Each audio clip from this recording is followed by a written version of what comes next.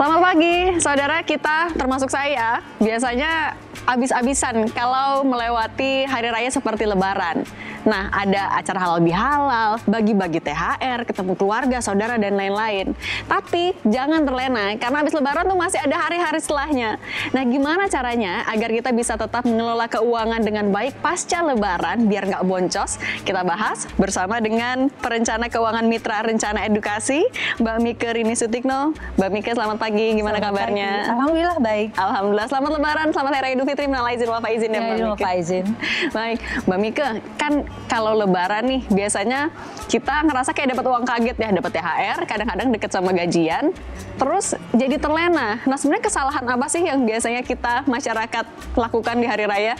Ya, langsung belanja tanpa rencana itu kesalahan yang sering kali dilakukan tiap kali Lebaran. Tiap Lebaran ya.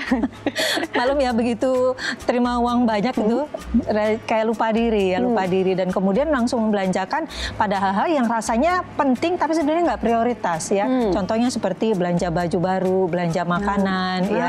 Padahal sebenarnya yang harus dinomorsatukan ketika kita, terutama pada saat hari raya ya, jelang Lebaran ya. Pertama itu harus zakatnya terlebih dahulu, itu yang priority ya.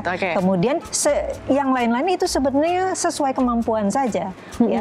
Dan biasanya juga di Indonesia terutama ada kebiasaan itu pulang kampung, kebiasaan mudik. Nah, ini biasanya menjadi sumber pengeluaran yang besar juga sih ya. Tetapi secara keseluruhan sebenarnya kebiasaan berbelanjanya itu yang membuat THR berapapun itu rasanya kok habis terus gitu.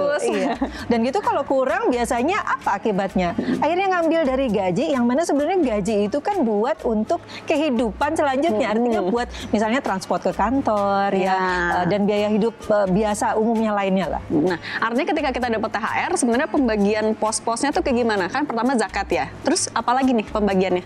Sebenarnya ada kategorinya. Yang pertama itu amal. Amal itu termasuk di dalamnya itu zakat ya. Kemudian juga biasanya kan kita kalau Lebaran gitu kita ngejar pahala lah gitu. Jadi boleh ditambahkan dengan infak atau sedekah ya.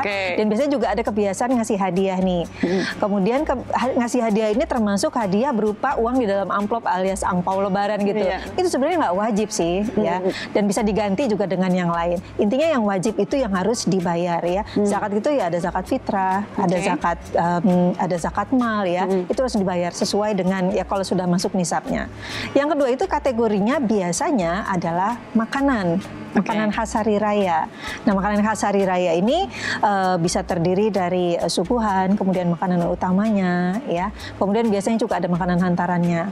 Lalu biasanya kategori yang ketiga itu perlengkapan busana sama perlengkapan ibadahnya. Tidak wajib tapi kayaknya kalau nggak ada nggak afdol ya. Gitu. Dan biasanya tiga itu. Nah, kalau orang mudik biasanya ditambah gitu. Yang nomor 1, nomor 2, nomor 3 itu tetap nggak bisa dihilangkan. Ya. Terus muncul yang nomor 4, yaitu pengeluaran untuk pulang kampung. Biasanya yang nggak pulang kampung juga selama liburan di dalam kota, dia juga jalan-jalan lah gitu. Ya, jadi pasti ada pengeluaran tambahan.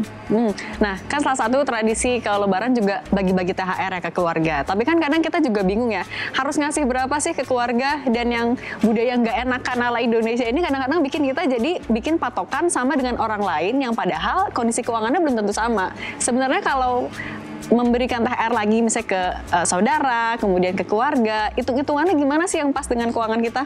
Ya, sesuai dengan kemampuan. Yang pertama harus ditanamkan dalam diri kita adalah sebenarnya itu tidak wajib, itu hanya merupakan kebiasaan aja. Yang wajib kita semuanya sudah pada tahu ya, itu zakat, infak, sedekahnya. Nah, kalau untuk THR ini sebenarnya sesuai kemampuan kita. Kalau kebiasaan saya sebenarnya begini dari pengalaman ya. Jadi kita nggak bisa dong bagi-bagi uang ke semua orang, ke semua saudara kita. Kalau kita mampu tentunya kita mau ya. Tapi karena kita punya keterbatasan, maka yang kita bisa berikan juga terbatas orangnya. Jadi kita bisa buat daftar kepada siapa saja. Dan menurut saya perlu diutamakan mereka yang saudara-saudara kita sendiri yang kurang mampu, itu yang diberikan diberikan THR. Lalu gimana anak-anak biasanya kan suka minta THR, itu juga tidak wajib. Dan menurut saya itu bukan cara mendidik yang benar, bahwa puasa kemudian harus dihadiahi gitu ya dengan misalnya angpau terpampau lebaran tadi. Oke, kan tadi ada pembagian kategorinya ya. Pertama zakat, kemudian makanan khas hari raya, pakaian, sama mungkin kalau ada yang mudik. Nah itu sebenarnya tapi pembagiannya berapa persen atau yang paling besar tuh harusnya di mana sih? Kalau saya perhatikan ya, yang paling besar itu di mana? Itu bisa di makanan. Oh, biasa di makanan ya? Iya, ya rumah tangga biasanya di makanan ya, gitu. Maklum lah namanya perayaan, kalau nggak ada makanan khasnya hari raya itu tidak afdol ya. Nah, tapi yang bikin biasanya over budget ya, itu karena lebih banyak kepada keinginan ya. Contoh misalnya menyediakan kue suguhan itu seberapa macam. Nastarnya dari yang si A, si B, si C misalnya beli karena nggak enakan mereka nawarin. Biasanya yang terjadi itu seperti itu ya. Kemudian juga biasanya busana ya. Nah, busana ini juga tidak wajib, tidak harus loh pakai baju baru. Tapi kalau bajunya merah, kerudungnya juga harus merah dong. Celananya juga harus merah, harus matching kan gitu. Udah gitu matching juga harus sekeluarga. Nah itu yang bikin kadang-kadang memaksakan diri. Nah menurut saya banyak sebenarnya cara penghematan supaya kita tidak over budget. Contohnya misalnya makanan ya. Kita mungkin tidak harus menyediakan berbagai macam makanan, tapi bisa jadi makanan utamanya saja.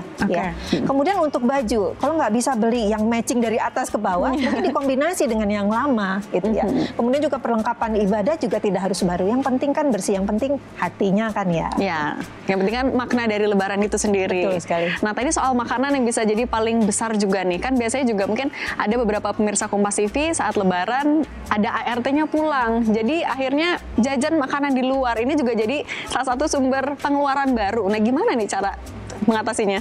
Jajan makanan di luar ya. Begini, pertama makanannya sendiri lebih mahal. Yang kedua, kalau jajannya di mall, habis itu belanjanya. Ada penyertanya ya. Jadi ada dampak sampingnya ya. Belum lagi kalau misalnya yang punya anak-anak kecil ya, pasti ke tempat permainan ya. Tempat permainan sejam 2 jam itu juga udah lumayan itu ya. Jadi biaya makan di luar itu bukan cuma biaya makannya, udah pasti biaya makan akan lebih besar kalau kita makan di luar daripada kita makan di rumah. Jadi menurut saya, apakah kemudian tidak boleh sama sekali makan di luar? Dibatasi. Jadi tidak harus setiap hari ya. Sehari 3 kali, nggak 3-3-nya makan di luar juga ya. Gitu. Jadi mungkin ada yang 1 kali makan di luar, mungkin juga perlu dibatasi, tidak perlu setiap hari gitu. Jadi misalnya seminggu 2 kali atau 3 kali, atau misalnya selang-seling, itu bisa menghemat budget kita. Tapi kan kita nggak bisa menyamaratakan ya. Mungkin memang ada yang THR-nya dipakai untuk kegiatan ataupun kebutuhan yang lebih penting, misalnya untuk keluarga. Nah kalau misalnya THR kita udah menipis, boleh nggak sih kita pakai kartu kredit? Kalau menurut saya sih nggak boleh ya. Tapi kenapa? Begini, kartu kredit itu Anda pakai kalau terpaksa.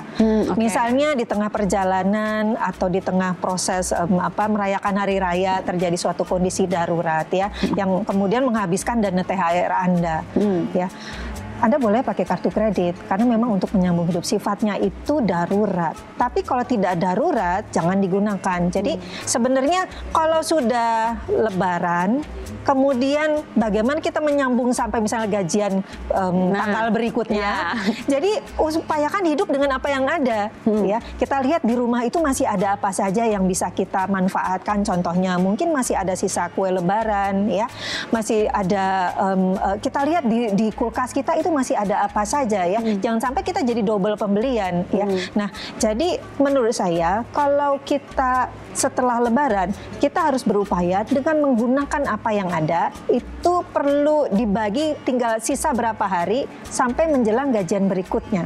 Nah, mungkin karena sebelumnya sudah banyak jalan-jalan, jadi setelah lebaran ke sana sampai jelang gajian berikutnya jangan jalan-jalan lagi. Oke, berarti kalaupun kita mau menggunakan THR, jangan sampai mengganggu gaji pokok juga ya itu ya? Bener ya Mbak? Nggak boleh? Harus tidak boleh dicampur. Nggak boleh tersentuh pokoknya. Iya, karena kalau udah dicampur itu kayak gimana ya, kita kayaknya kayak punya uang banyak gitu ya. Iya, itu memang bahaya Mbak.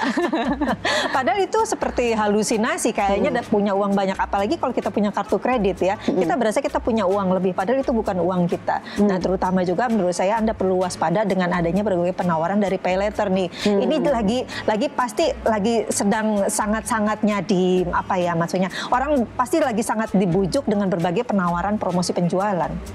Kalau misalnya ada mungkin pemirsa Kompas TV juga dapat THR, terus kayaknya nggak deh beli baju baru, kayak jajan juga enggak, kemudian masih banyak nih, sebaiknya diapain? Apakah ditabung aja atau mungkin bisa diinvestasi atau baiknya gimana sih? Kalau menurut saya ya, apalagi kalau dari sisi perencanaan keuangan ya, begitu dapat uang lebih, maka nomor satu yang dibayar sebenarnya adalah tabungan dan investasinya dulu. Nah, khusus di hari raya atau di di bulan Ramadan ini, investasi akhiratnya ya yang diperbanyak gitu. Lalu juga investasi duniawinya. Contoh misalnya Anda bisa nambah tuh beli emas batangannya mungkin ya 5-10 gram barangkali kan lagi banyak duit nih. Betul. Ya kan? Kemudian juga mungkin ditambah reksadananya ya. Ditambah lagi mungkin juga sahamnya barangkali ya.